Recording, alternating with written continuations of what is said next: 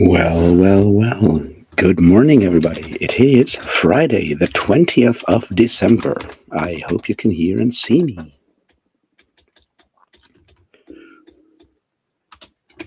Well, I can hear myself. That's good enough. All right. Final time for this week. Let's try to be productive and all of that. Probably won't work, but we can try. Hey, Ori, how are you doing? Good morning. I mean, it's already like 9 for you, I guess. Yeah. End of the week, I already forced myself through 1 hour of The Hero of Ages. Turns out it's still not a good book. Who'd have thought? Although, what is interesting is I first read those, oof, I don't even know, like over a decade ago. I'm sure I could find out because I know I read them or listened to them when I bought them on Audible, and I'm pretty sure Audible does have the data of like at what specific date I bought something, but I have no idea where they actually show that. So I have not checked, but I'm pretty sure it was before I moved to my current flat, and that was in 2012. So I'm pretty sure it must have been over a decade ago. And I was not as critical of the books back then. I certainly saw issues with them, but the reread has been something. So yeah, I mean, I did basically celebrate Brandon Sanderson's birthday by binge reading the entirety of the second Mistborn book yesterday, which I don't know if that was a good thing to do. Hey, Apollo, good morning.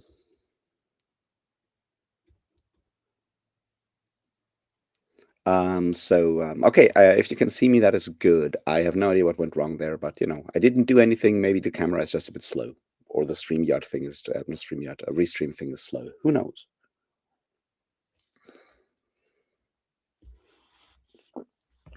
So yeah, what else can I say? Yeah, 1 hour into the atrocity that is The Hero of Ages, and yeah, not a good book. But if I finish it today, I feel comfortable to finally talk about Metal from Heaven in a meaningful way, and that is something. And I need to figure out whether there will be one final sprint thing on the 23rd, or if I don't do anything on the next week, and we'll find out.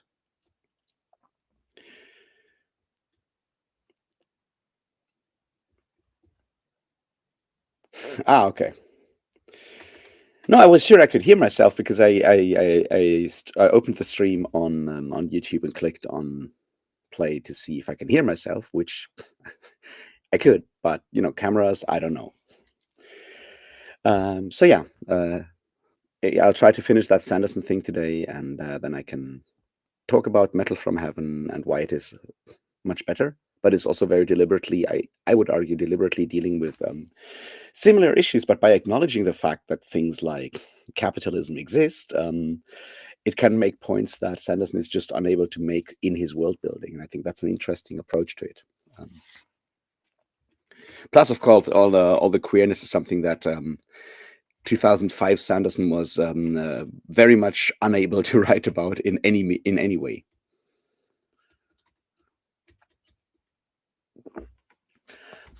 So yeah, that's what I did yesterday. I still hope to finish that Mormonism video before the end of the year, but it's getting harder and harder. And that's mostly that I what I do in the mornings is I do the streams in the morning, the sprints, and then I go to the gym, and then I come back, and then I'm just like super exhausted and can't focus on recording. And making a video takes concentration for me because obviously I can't read like a script, so I have to be awake enough to or focused enough to talk to bring all the points that I want to bring to it, like to just improvise the whole thing, and that takes certain level of just mental focus that I don't necessarily always have, and it's kind of frustrating. Obviously, the other part is like people that have like a proper editor or can do like proper good video editing or whatever, not even good ones, but you use something else than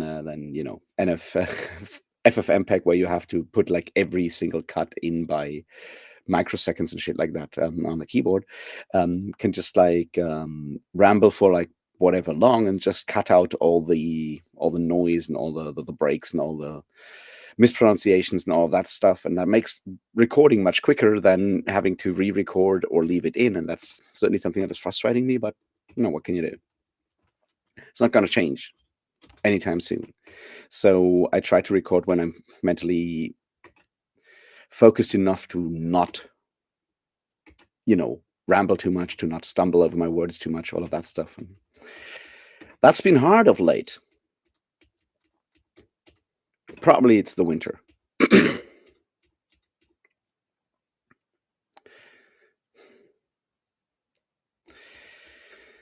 Yeah, definitely. I mean, the entirety of Well of Ascension is bad because, yes, we can't have a woman a couple where the woman is more powerful than the man. We also can't have democracy. We need to have a good king. That's so fucking frustrating. And I need to, that's one of the reasons why I wanted to have a look at some point, not now, but I want to have a look at the printed version of the end of Final Empire. There's this quote at the end of before the epilogue, last chapter, and it's like where the Vin is like talking and to Sazed, I think, and she's like, well, what will Kelsier think? We've taken down the Lord Ruler. We've done all of this, and we've replaced him with another nobleman on the throne. And says it's like not just a nobleman, a good man. And that is so fucked up. And I want to take that and I want to contrast it to that conversation that Sam Vimes has with Carrot in Men at Arms when he talks about it's like, what if the ruler, what if the king is a good man? You better hope that the man behind the king is also a good man, and the man behind him, and the man behind him. Because if there's one bad man in there, then the rot will spread. And I'm like, yeah, that's why we don't have monarchies. And it's just like interesting to see how those books sort of like, and Sanderson is someone who claims that he enjoys Pratchett, right? He's probably not understanding him, but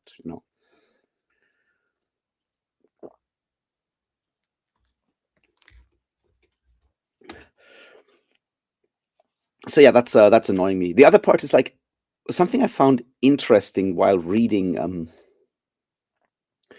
these books, these Sanderson books now, is that you can see that Sanderson has obviously read a lot of fantasy, and he's taking inspirations from all kinds of things, right? And trying to apply them to his world and bring them into his world. But, and this is certainly going to be part of what I will talk about when we get past the Mormonism video into the actual Sanderstorm, you can see how his personal beliefs sometimes make it difficult for him to do this in a meaningful way, right? So, for example, with Mistborn, you have that whole idea about the hero of ages and him popping up in all these different religions, and it's very, very much like I would argue an inspiration from Dune and the legend of the Kwisatz Haderach, or in this case, obviously the way the legend is used in Dune and on Arrakis and so forth. But because Sanderson is a religious person, he does actually need to have his actual real religious savior at the end. He can't have like an actual meditation on how religion can be used to manipulate people just by humans in a materialist universe. He has to have some evil force behind it. He can't have just like entropy. It has to be entropy god, or evil entropy god, being ruin. And I'm not... And that takes away so much of the original, away from the original sort of like intent of Dune, where the idea is, yes, we plant these different religions and we plant these different ideas of a savior in case we kind of need it later down the road in this ongoing universe. But because we, so he subverts that by saying, well, all these religions believe in a savior, so that savior will come, and the evil force will then manipulate these myths to make the savior do the wrong thing. And I'm like, that's... Yeah. So it's certainly interesting rereading these Sanderson books now that I've certainly have like a more certainly a broader basis of books that I have read, and it's going to be interesting to talk about that in those videos once I get there. So yeah, that's my experiences with Mistborn so far.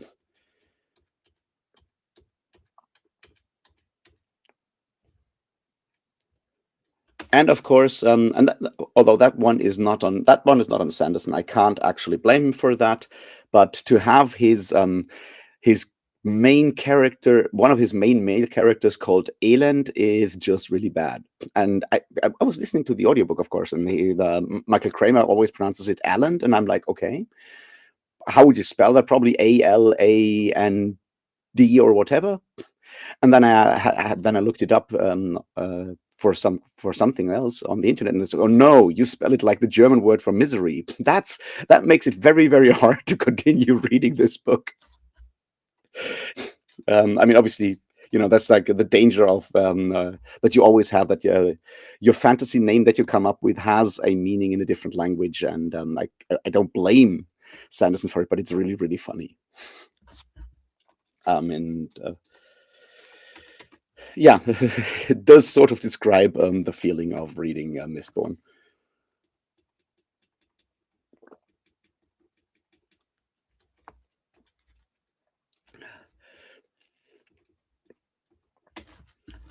So yeah, that was unfortunate, but as I said, not his not his fault, I would argue, because you can only look up so many different languages when you come up with fantasy names, and I don't blame someone doing that in like the early 2000s, not using too much internet search to do that. It's like totally fine. Yeah.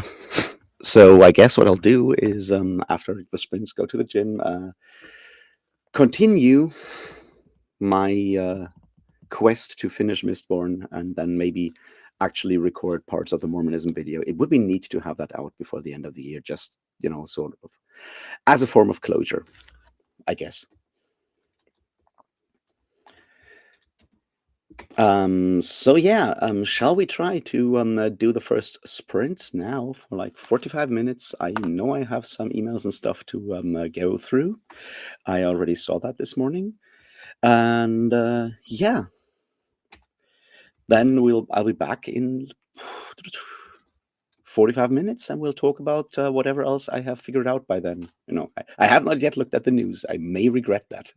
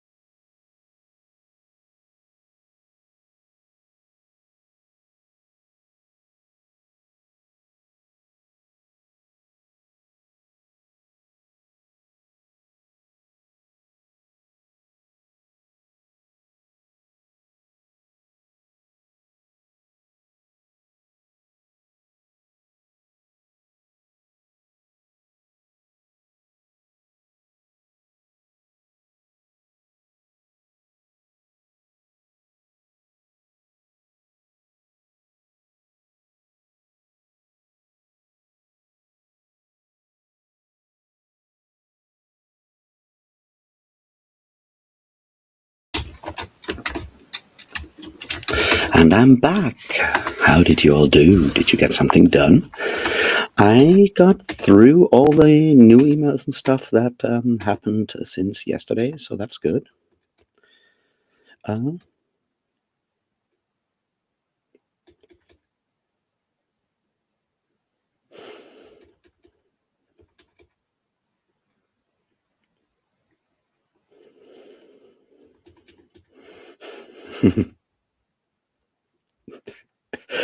Oh god, yeah, that would be something. Although I suspect Sanderson is beyond forcing at this point.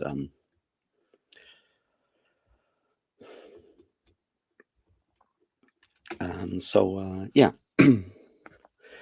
I did all of that, and now I'm ready to sort of do writing stuff in the next sprint, and then go to the gym. I also need to figure out how to do the whole like holidays kind of thing. Originally, my plan was to visit family from the 23rd to say the 26th or so. But now it seems my sister has to cover for one of her colleagues and won't be able to make it over the actual holidays. So maybe I'll have to either extend my stay at my mother's place or just go later as well if I also want to, meet my sister and my niece and my brother-in-law if he can make it, because he's got to hand in his PhD thesis on the 31st. So there might be some pressure there to not do celebrations. It's one of those things I need to figure out, because originally my plan was to do like the monthly live stream thing on the 28th, because that would be the last Saturday in the week, in the month. Hey, Britton. How are you doing out there in Oklahoma? How is your progress on Deathless and the other one, Absolution?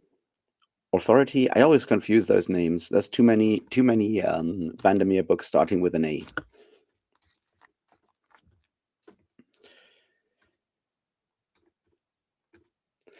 So yeah, I need to figure that out. I want to do like the live stream on the 28th. I was hoping to have someone as a guest, but I have not found one yet. But that's maybe I'll figure something out. We will see.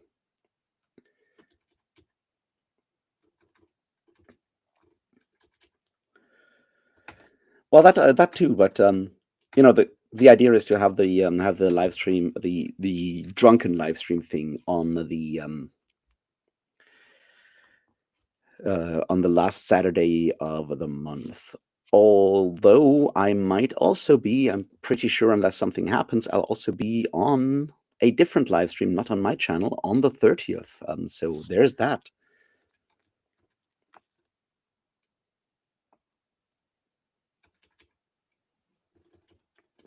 Well, playing Batman is always a good idea. We need more vigilante violence. I'm pretty sure that's what I've taken away from Batman. Although the fact that he is a billionaire does kind of give me pause on where his vigilantism kind of falls.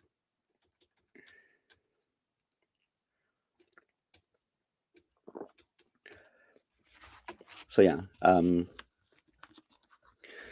that's that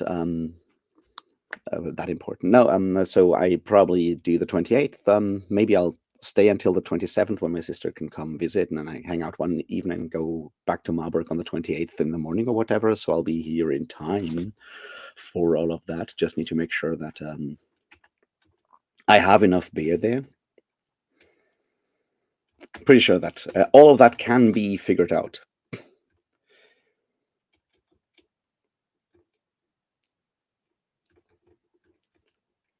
What do you mean by where? Britain, I kind of get confused there.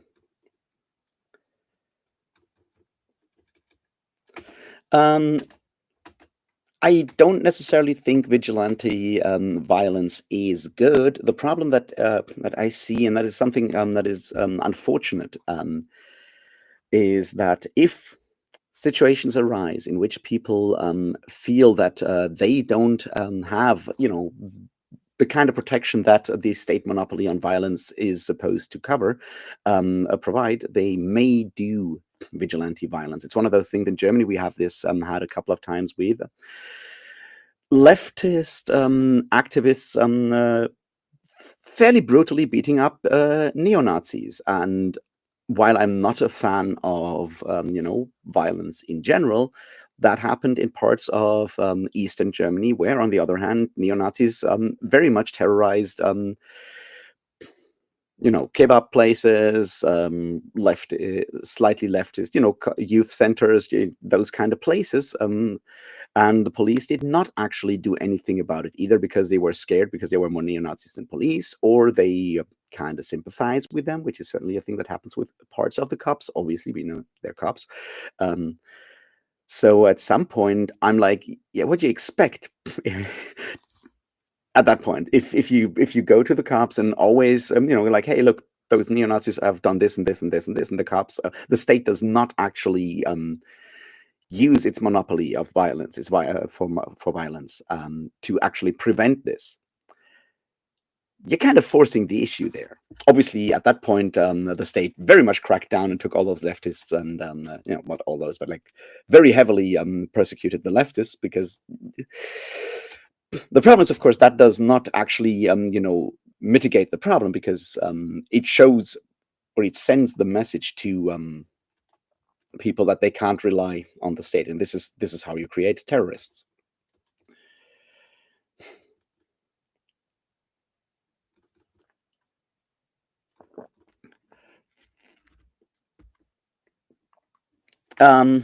Yeah, that's kind of the point, right? That's one of the points of Watchmen, right? That Rorschach is that kind of vigilante, and he's not a good dude. But that's part of the problem, right? So if states have a monopoly for violence, and they don't actually use that in the way that the people sort of accept,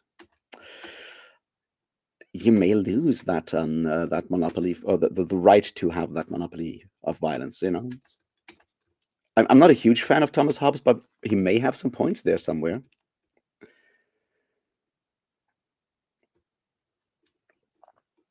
I mean, Superman is not a vigilante as such, right? He's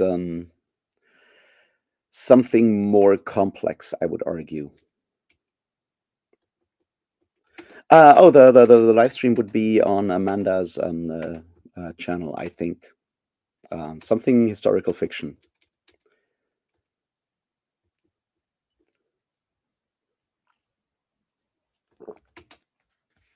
On the 30th, so really close up to the end.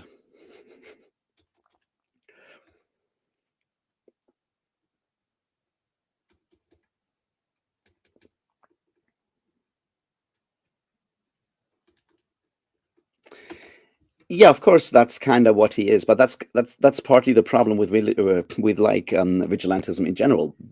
You have to be emotionally stunted, or chances are you will be emotionally stunted by the point you take that step and become or use vigilante violence, because that doesn't come from nowhere, right? It usually comes from trauma and feeling abandoned by all the things that a state or society is supposed to provide for you. And if all of that falls away, that leaves trauma, and that usually will be emotional trauma, right?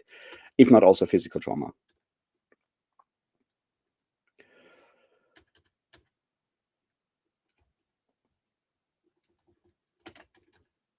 And that's kind of the problem with the whole idea of vigilantism. It's like, ideally you don't have to have vigilantism, but if situations arise where that becomes necessary, like, who am I to go like, well, this is wrong? I mean, yes, this is wrong, but there's a greater wrong that led to this specific wrong. And in the case of most like right-wing vigilantism and murders and so forth, that is usually being manipulated by a fairly well-founded media complex and so forth. In the case of what you might call left-wing vigilantism, there are other forces behind that, but very often it is, the rage of being constantly abused through the system. Both are wrong. One is wrong because violence is wrong, and one is wrong because it is also used by usually capitalism and so forth to continue keeping themselves in power. On that note, Britain, do you have Audible?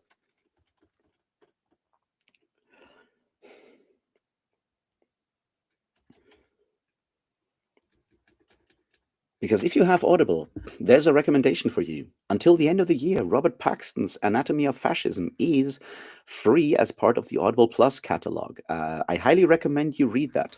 It's a really, really good book.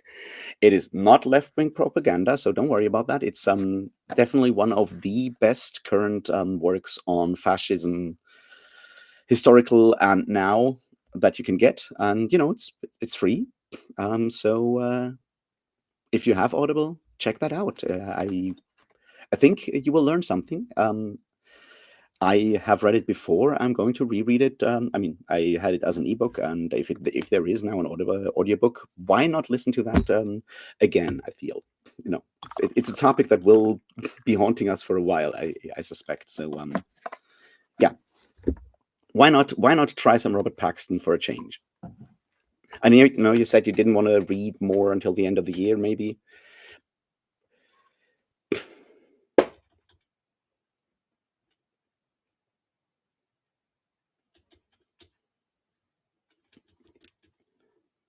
But reading that kind of nonfiction book might be a good idea.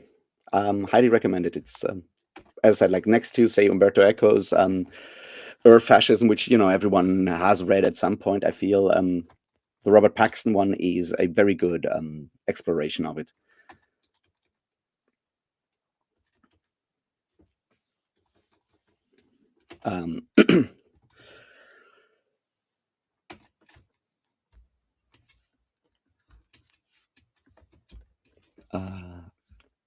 I discovered the fact that it was up, that it was currently free by accident. I just can't remember what other book I was looking for, and then it popped up and goes like, "Hey, this is also," because Audible's search algorithm has become really weird. It does have like really weird recommendations that are somewhat connected to the topic that you're looking at or not. Like when I was looking for a biography of Brigham Young on Audible, it also told me I should read "I Have No Mouth and I Must Scream" by Harlan Ellison. Which, yeah, but how does that connect? Yes, I read like another book on fascism earlier this year that I think I tried to remember which one that was, but it was also like a really interesting one, looking more on like the ties to sort of like nationalism in that regard. And I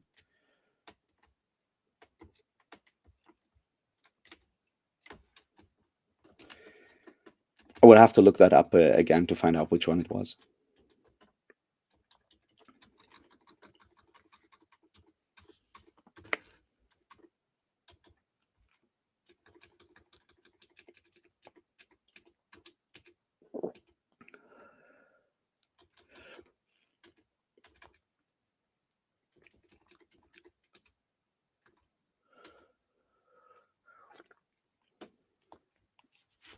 I Have No Mouth and I Must Scream. Yeah, that one is fucking dark.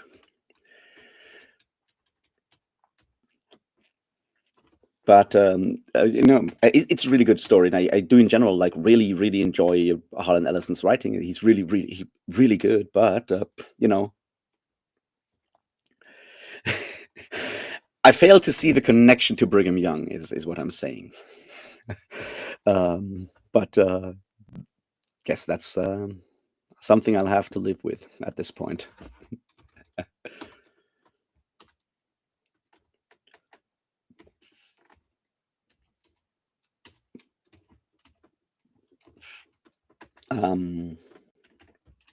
So yeah,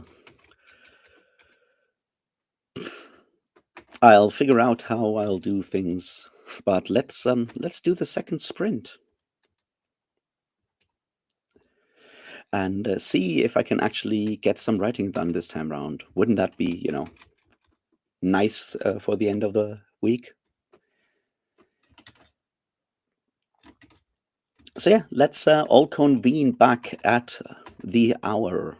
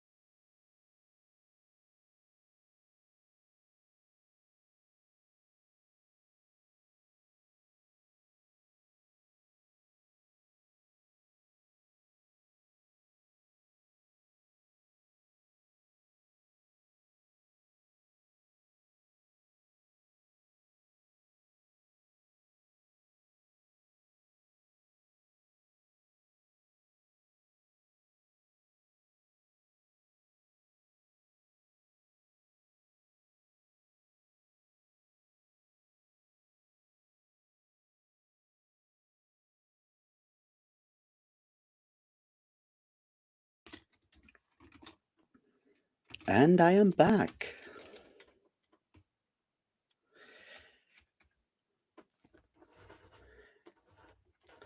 Yes, hello, Jeroen. I am back, and yes, my mother called, and since holiday preparations need to be made, I had to take that call.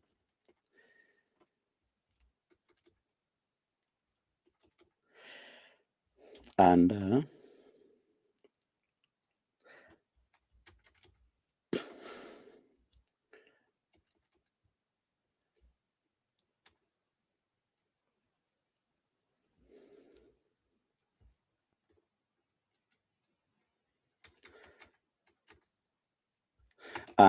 just going through the chat. Yes, hello, Jeroen, and there might be a stream on Monday. We will see. Now that I've decided that I will be going visiting my mother on Tuesday, the 24th, I might just do one final one on Monday. That will probably be the last for the year, though, because looking at this, yeah, or the 30th, we'll see. So Monday will happen, and yeah.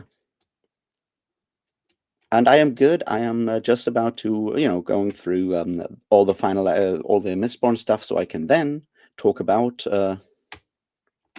Metal from Heaven.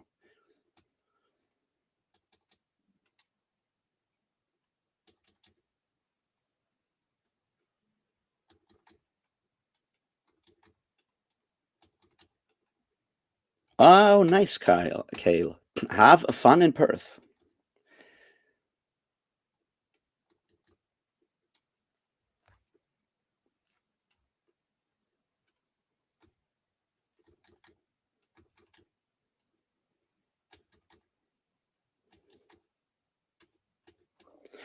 And so, yeah, looking at the time, I'll probably cut this short because then I can catch the earlier bus, giving me more time to do possibly video stuff later today. And yeah, Apollo, if you missed that during the conversation, what I told to Britain, if you have an Audible account, Robert Paxton's Anatomy of Fascism is free until the end of the year. And, it's, the kind of book that makes sense to read from time to time. So thought that might interest you as well, in case you haven't read that yet, which might also be the case. All right, then I'll see you all on Monday.